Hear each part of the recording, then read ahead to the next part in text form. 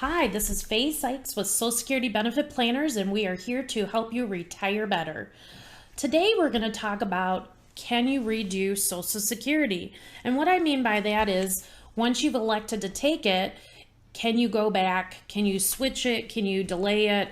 You know, we're trying to give a lot of great, valuable information on ways to help you maximize it. And I'm going to give you some good news. Yes, you can. Now, the limitation is that you only have a 12-month look-back period. So if you're at month 13th or later, you are set in, and there's really not much you can do unless a circumstance in you became widowed, you're divorced, other things like that.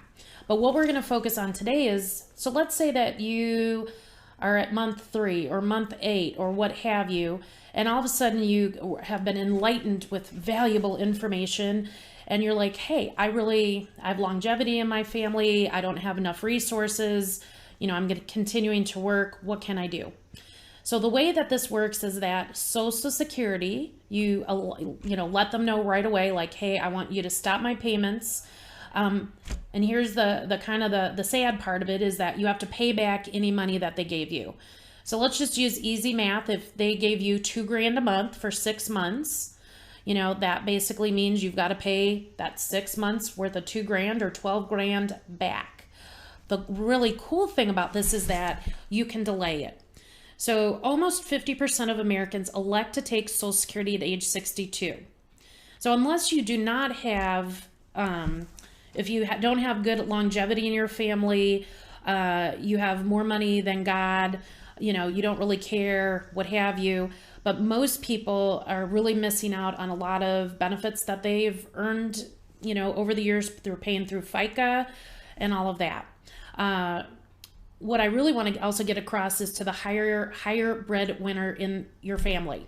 If you were the main breadwinner, you maximizing your Social Security is so huge, for the person or people that are left behind. So the thing is that if you take it at age 62, it is a 25 to 30% permanent reduction in benefits for not only your life, but your surviving family members.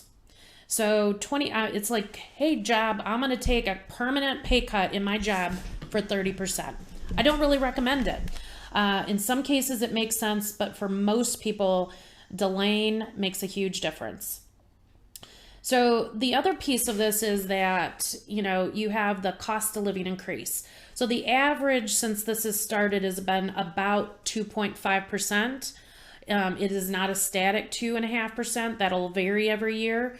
But if you start with a much smaller number and have a 2.5 on average increase on that versus a much larger number, it's staggering in the future on how much of a differential this will make. I'm going to give you an example. I have a couple that we worked with who originally they were both looking at taking Social Security at age 62. And by age 70, it was going to be about $52,000 a year between their two Social Security incomes. With doing proper, strategizing and maximizing of their benefit, instead of $52,000 a year with maximization, they're going to be closer to $78,000 a year. I don't know, you do the math, 52 versus 78, which would you rather have? The big key of this is that it takes stress off your other investments. It gives you a reliable lifetime income. And especially again for that high breadwinner, they're, maximizing that one as much as humanly possible. Because if you're married and you become widowed, the surviving spouse only gets the higher of the two. So if you have questions, we would love to help. Our email is info@socialsecuritybp.com. Our phone number is 877-270-7727. And our website is www.socialsecuritybp, short for benefit planners.com. And again, this is Faye Sykes with Social Security Benefit Planners, and we're here to help you retire better. Thank you for joining us.